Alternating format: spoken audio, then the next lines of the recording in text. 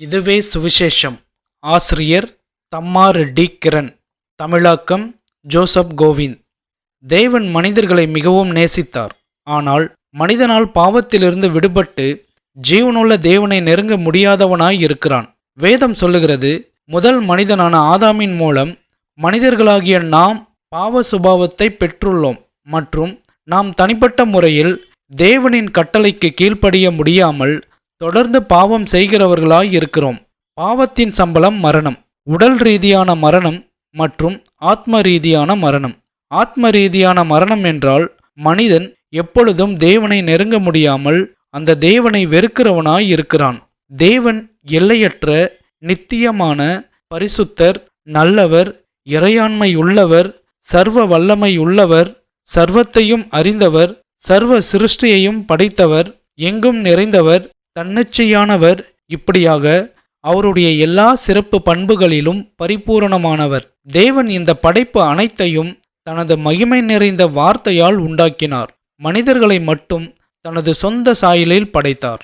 தேவன் இந்த படைப்பை மிகவும் சிறப்பானதாக உருவாக்கினார். ஆனால் மனிதன் மட்டும் தன்னுடைய பாவத்தினால் இந்த படைப்பு அனைத்தையும் தீமையினால் நிறைய செய்கிறான். தேவன் மனிதனின் வீழ்ச்சியான நிலையைக் கண்டு அவனை வெறுக்காமல் அவன் மீது அன்பு வைத்தபடியால் மிகவும் அவனை நேசித்தார். ஆகையால் அவர் தனது முதற்பேறான குமாரனாகிய இயேசு கிறிஸ்துவை ஒரு கன்னியின் வயிற்றின் மூலம் பாவமற்ற மனிதனாக இந்த உலகத்திற்கு அனுப்பப்பட்டார். கர்த்தராகிய இயேசு கிறிஸ்து பாவம் நிறைந்த இந்த உலகில் நீதியாக வாழ்ந்து தேவனுடைய நியாயப்பிரமாணத்தை கைக்கொண்டு பரிபூரணமாக கீழ்ப்படிந்து நம்முடைய பாவத்திலிருந்து நம்மை இரட்சிக்க நம்முடைய பட்சத்தில் தேவனுடைய நீதியை நிறைவேற்றி நம் பாவத்தினால் வரும் கோர தண்டனையை நம்முடைய பட்சத்தில் அந்த தண்டனையை ஏற்றுக்கொண்டு மரித்து அடக்கம் செய்யப்பட்டு 3ஆம் நாளில் உயிர்த்தெழுந்தார். இதுவே சுவிசேஷம். கர்த்தராகிய இயேசு கிறிஸ்து சொன்னார், நான் மட்டுமே வழியும், நான் மட்டுமே சத்தியம், நான் மட்டுமே ஜீவன். என் மூலமாக தவிர வேறு ஒருவராலும் தேவனிடத்தில், அதாவது பரிசுத்தமான பிதாவினிடத்தில் கிட்டே சேர முடியாது.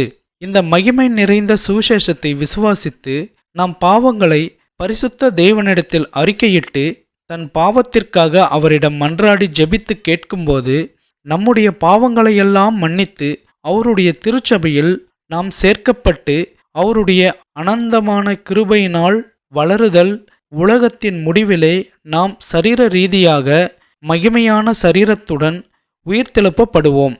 மேலும் நாம் கர்த்தராகிய இயேசு கிறிஸ்துவைப் போல மகிமை நிறைந்த தேவனுடைய சந்நிதியில் யுகயுகமாக இருப்போம். நம்முடைய கண்ணீரும் நம்முடைய துக்கமும் நீங்கும். சபிக்கப்பட்ட எதுவும் இனி இருக்காது.